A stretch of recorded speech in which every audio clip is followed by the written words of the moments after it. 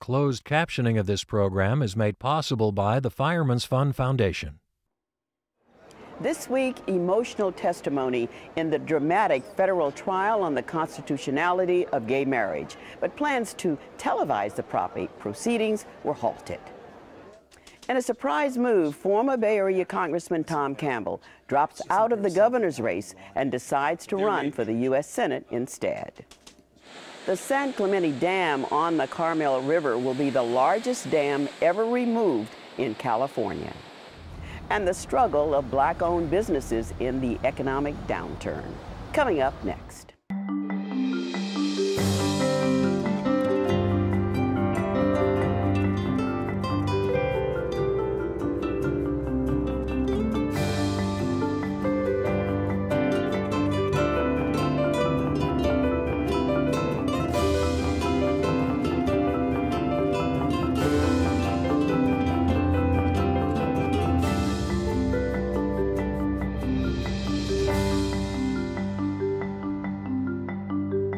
Good evening, I'm Belva Davis. Welcome to This Week in Northern California. First, these headlines. Disaster relief efforts are being made in California to help earthquake victims in Haiti. Hundreds of nurses from the California Nurses Association have volunteered to go when flights are available. Search and rescue teams have already left from Travis Air Force Base. Well, there is more bad fiscal news for the state. California's already low debt ratings were further downgraded in the face of projected cash shortage. At the same time, the state's nonpartisan legislative analysts called the new budget submitted by the governor overly optimistic and said it is unlikely the governor will get $6.9 billion in federal relief. And nearly 90,000 IOUs issued last summer during the state's budget crisis haven't been cashed yet by the businesses or individuals who received them. The outstanding payments total about $50 million.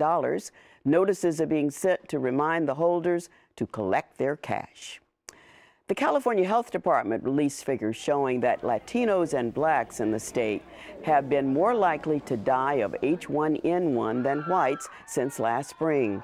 Some of the reasons cited for the disparity includes pre-existing health problems, less access to health care, and waiting longer to seek help. Now on our news panel, Paul Rogers, environment writer with the San Jose Mercury News.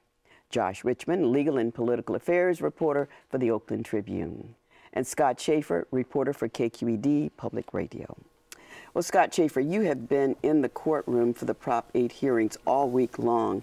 Why don't you start by explaining to us what are the legal basis of this trial? Well, Belva, this is the first trial challenging a state ban on gay marriage based on the U.S. Constitution. This is a trial in federal court. All the other lawsuits we've heard about over the past few years have been in state court, including the one here in California, Vermont, Iowa, Massachusetts.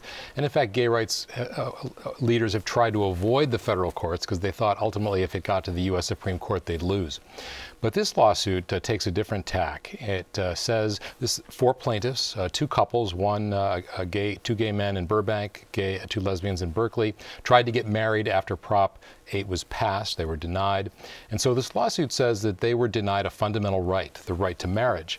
And they claim in the lawsuit is that based on the 14th Amendment to the U.S. Constitution, the Equal Protection Clause, they should be allowed to marry and that they're entitled to special protection the way that African Americans and Latinos and women now are protected by that same Equal Protection Clause. What has the opposition said to this tactic of going after something that a large number of Californians voted for? Well, they said just that this is not something that courts should be deciding, that this was an initiative that was rightfully put on the ballot, legally put on the ballot, and a majority of Californians who voted wanted it. And that should be, from their perspective, the end of it. If people want to change the law and redefine marriage in California, they say that put it back on the ballot, go back to the voters. So they're saying that there is no merit, basically, to this notion that the 14th Amendment has anything to do with gay couples, and they're fighting it in court, obviously. Tell us about the judge a little bit. He's an appointee of President Reagan, which at first would make people think he's a conservative who would be likely to oppose gay marriage, but there seems to be a little more going on than that. Yeah, he was nominated by Ronald Reagan, didn't get confirmed, and was renominated by Bush, #1, first in 1989, I believe. And he's a maverick. He's a libertarian. He is a Republican, but he's a little unpredictable. He was the first judge in the country to rule that the warrantless wiretaps that President George W. Bush had put into effect were problematic. He's someone who is, because of his libertarian streak, has a strong support for individual rights. And so that has given gay rights advocates some hope that perhaps he would look favorably upon this idea of gay rights, to gay couples, lesbian couples being able to get married. So, in fact, the attorneys who are the defendants in this case feel that they're the underdogs in this case because they feel that he's been sort of in the pre-trial and now into the trial a little biased toward the plaintiffs. Both sides come out every day declaring that they've had the best possible day that they could have. Have there been any real Perry Mason sort of moments in there so far? Do you expect any hot testimony next week in particular? Well, the most emotional testimony this week was undoubtedly Monday when the 4 plaintiffs actually took the stand and spoke very emotionally and about what it meant to them to not be able to get married. And then it became sort of an academic seminar about the history of marriage and the fact that slaves were not allowed to get married. And once the Emancipation Proclamation was declared, that they rushed to get married because it was a symbol of freedom. They talked about the ban on interracial marriage and how that was thrown out in the late 1960s. And so they the plaintiffs tried to paint this as a chronology that now the next logical step would be same-sex unions. It was very interesting, but it wasn't dramatic. Probably the most dramatic thing was the Supreme Court this week blocking the uploading of video from the trial. I was going to say, it seems much of the week was spent talking about what images Americans would see coming out of this trial. Yeah, well, Vaughn Walker, being the maverick that he is, had put in place a plan to upload the video so that it could be seen through YouTube and those sorts of portals. And the defendant said, no, we don't want that to happen. We're worried that our witnesses on the stand could be subject to harassment, intimidation, that it could have a chilling effect on their testimony once they're on the witness stand. And the Supreme Court, by a 5-4 vote, basically agreed with them and blocked the uploading of the video and actually kind of slapped down the judge and said he hadn't really followed the rules. And so that has to be, even though it wasn't a ruling on the merits of the case, given that this may go to the Supreme Court ultimately, it's got to give the plaintiffs' attorneys, the supporters of gay marriage, a little bit of concern. Even though those witnesses' names are public and in all the newspapers anyway. Well, exactly, and that's what the plaintiffs were saying. And when they won that order from the Supreme Court this week, they went a step further. They asked the judge to also erase the tapes that had already been made. And in fact, I asked their attorney, Andy Puno, well, if you're trying to protect your witnesses haven't been on the stand yet. So why do you want to erase all the tapes of the plaintiffs' witnesses? And he didn't have a great answer to that. But basically, they're concerned that this would set a precedent and that other cases, there would be cameras in the courtroom and it could really affect the outcome of trials and limit the right to a fair trial, basically. Well, thinking about that, what's next? Are we still going to hear from gay couples, or is it time for those who the defendants here to it's next week it'll be more academic, looking into psychology and sort of the ways in which gay couples are harmed by not being able to get married. And then it's going to get a little more interesting because they're going to be calling some of the political operatives from the Yes on 8 campaign, looking at what motivated this proposition. Was it based in prejudice? Were they trying to inflame feelings and hatred against gay people? And if so, that could be put into the trial record and could end up being part of the foundation for a favorable ruling toward the plaintiffs.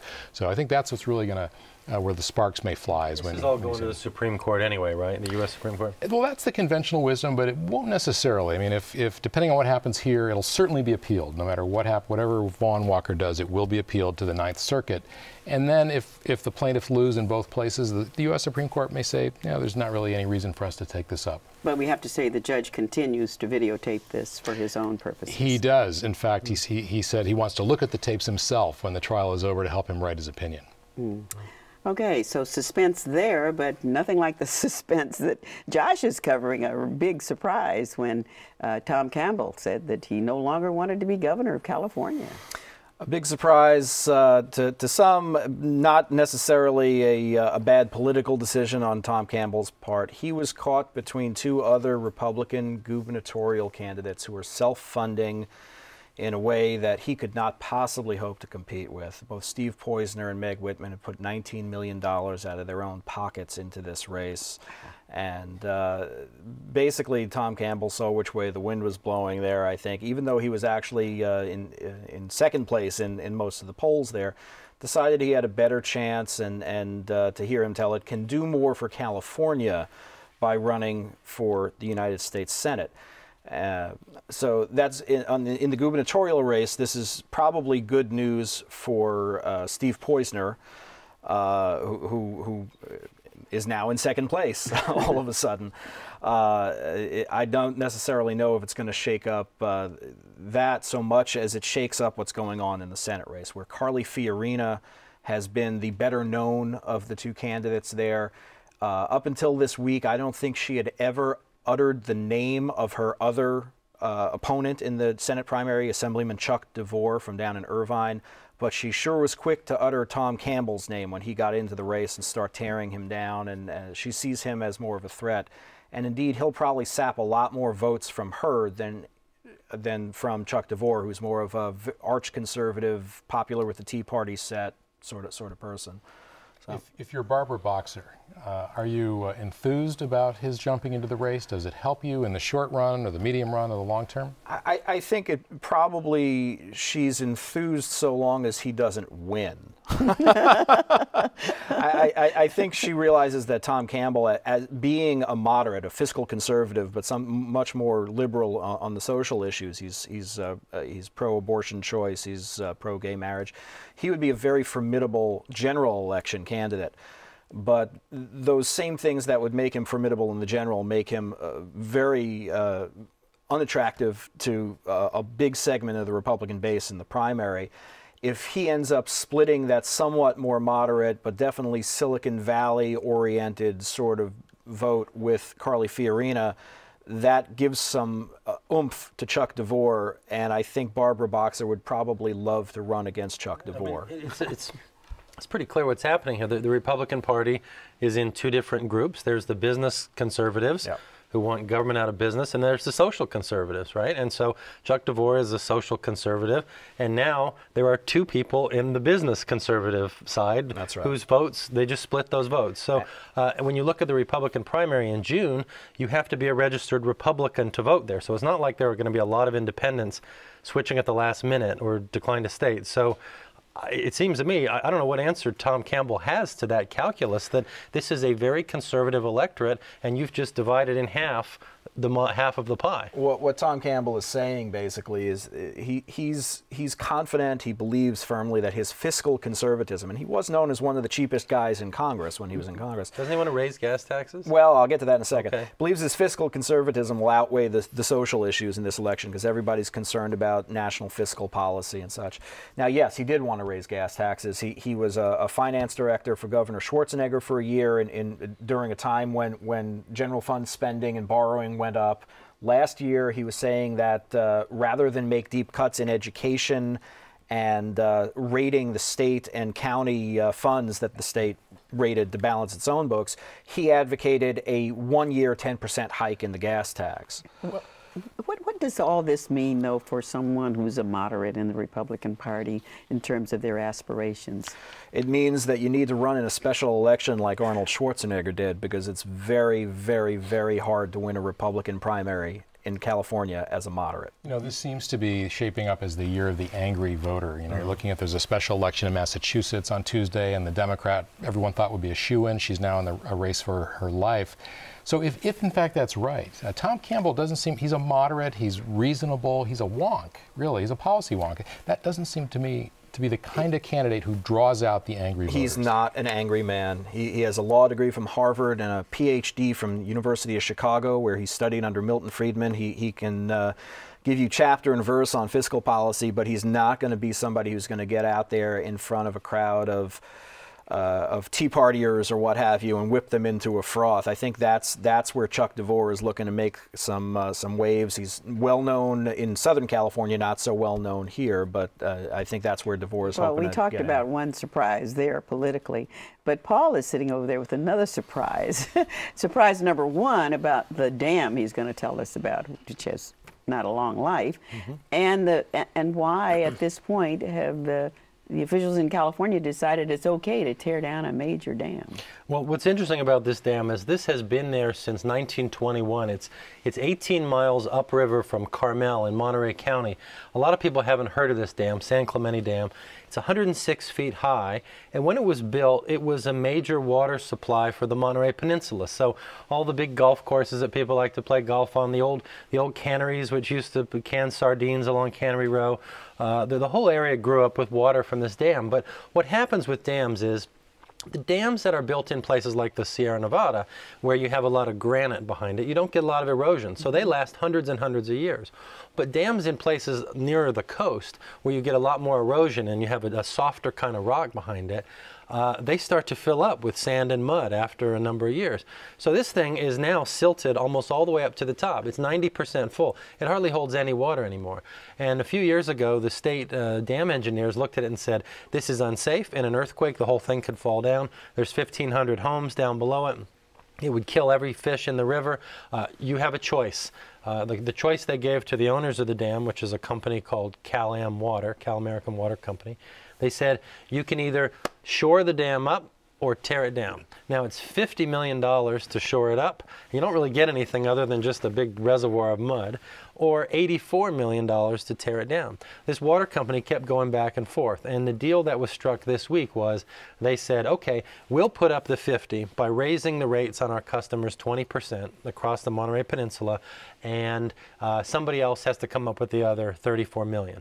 And the deal was that state agencies like the California Coastal Conservancy in Oakland and federal groups like Congressman Sam Farr from the Monterey area would find bond money and other sources so they could tear this thing down starting in 2013, 3 years from now, and it'll be the largest dam ever removed in California. And what's the benefit of taking it down? You basically help endangered fish populations. The Carmel River is one of the most important rivers for steelhead trout in Northern California. Trout obviously can't go upstream, or salmon can't go upstream when there are big, concrete walls in the rivers. And this in some ways helps jumpstart a movement that began about 10 years ago when Bruce Babbitt was Interior Secretary under Bill Clinton. Maybe some of you remember he used to travel around and do photo ops with the sledgehammer talking about taking down outmoded dams. And usually it's very controversial because farmers get the water or someone gets electricity, so someone has to give something up. Nobody has to give anything up here. And if this dam comes down, if they can figure out a way to do it and not harm the river, it really sets a template for other dams. There's a big one called Matilaha Dam in Ventura. There are 3 or 4 dams on the Klamath River which could come down, and the whole movement could start up again. About not damaging the river, they're basically going to have to reroute the river around this while they take it down. Has that ever been done before? No, and that's the unique thing. The idea is we're talking about 250,000 dump trucks full of mud and sand. You can't just blow up the dam because it all runs down the river and kills everything. Not to mention all the people who live down there. So usually you'd think, well, let's carve a little bit at a time, let the river take some down. This is a unique plan where you'd actually reroute the river around it a half mile, take it down, hold up all that sediment with boulders, and basically you just leave it there. And just leave it there. No environmentalists to come up with a reason to say we shouldn't do this, we won't, no endangered species, nothing like that? Well, the environmentalists, interestingly, were mad at the water company when they wanted to leave it up. So now the environmental groups are happy because not only do they see a precedent being set for future dam removal, but they see this as a way to really bring back this pretty healthy, although diminishing, steelhead run. And we've all heard the stories about no more salmon fishing last year or the year before. A big reason that the salmon population has crashed in California is all these dams that we've built. A lot of them are never going to come down. The big famous dams that that we've all heard of, the Grand Coulee, the Shasta, Oroville, these dams are key parts of California's water supply. But there are a fair number of dams around the West that are like 100 feet tall that are completely obsolete. And if you can find $100 million to tear them down, they're going to start coming down. And so how quickly do they think this may benefit the fish population? Well, you know, there's some more study that has to be done. If they got the crews out there in 2013, they'd reroute the river first. The last thing to go would be the dam in 2016, and then after that, it's sort of, you know, uncharted waters. You know, there's, so to speak. There's something like 400 to 800 steelhead that come back to spawn every year, and with that dam out of there, it would open up 25 more miles, or 25 total miles of river going up into the Big Sur area, up into the mountains, and it would sort of turn the clock back to conditions not seen in, you know, 100 years. And then the fish biologists from all over the country would be carefully watching to see how do they do it. But in the few other dams that we have taken down around the west, and there's even some in the east in Maine and other places, the fish come back pretty quick. You know, fish are amazingly hardwired. Multi-generations down, they still know how to swim upriver, you know, and they'll come back. So the fish will find the new river route. Yes, they will. And they'll come back, and everybody will be happy. So we hope. Okay, real news on the San Clemente Dam. Well, my thanks to all of you, to you, Paul, as you, Josh, and as well as you, Scott, for being with us. And I'll be back in a moment with our discussion on the struggles facing Black-owned businesses here in the Bay Area.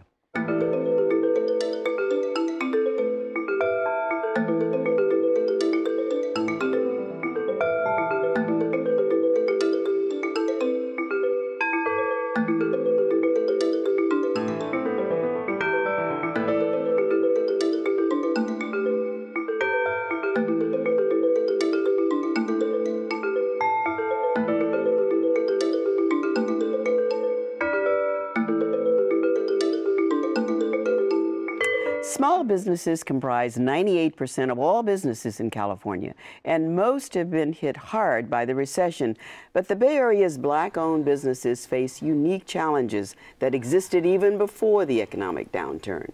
Recently, the historic Marcus bookstores in San Francisco and Oakland and Reed's Records in Berkeley have struggled to stay afloat as we approach the Martin Luther King Jr. holiday. We take a look at the situation faced by these businesses and others in the Black community. Joining us are Alan Dones, Managing Partner of Strategic Urban Development Alliance, and Paul Cobb, who's the publisher of the Oakland Post newspapers. Paul, let me start with you. Why don't you tell us the story behind Marcus Books? Marcus Books is the oldest Black-owned bookstore in America. It's a national landmark. This year it's its 50th year, and it's celebrating its 50th anniversary.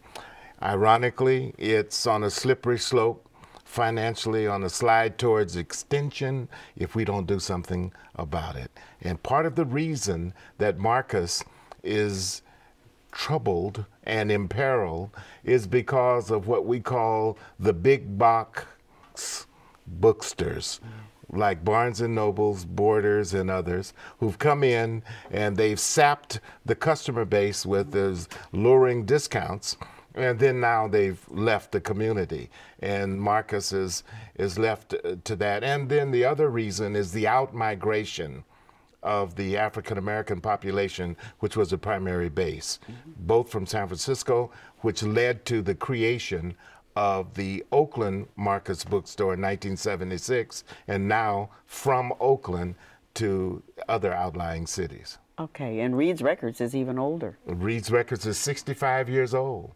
And so we'll talk about that. Yeah. That's another retail business. But Alan, can these incidents we're talking about serve as a model of what's going on within the Black community? Yes, I think Marcus Books and Reed Records represent like the canary in the mining tunnel in a way. They kind of serve to demonstrate the threats and the health of our business community. In many ways, I think what they're indicative of is inability of the Black community to have the economic wherewithal within it to support a business that's so prestigious and so important to the community. But in Oakland, it even means more to the health of Oakland in general. When you have a city that's 33% African American, and in my business, which is the public sector contracting and development industry, Blacks basically barely got 1 or 2% of the prime contracts awarded by the city of Oakland.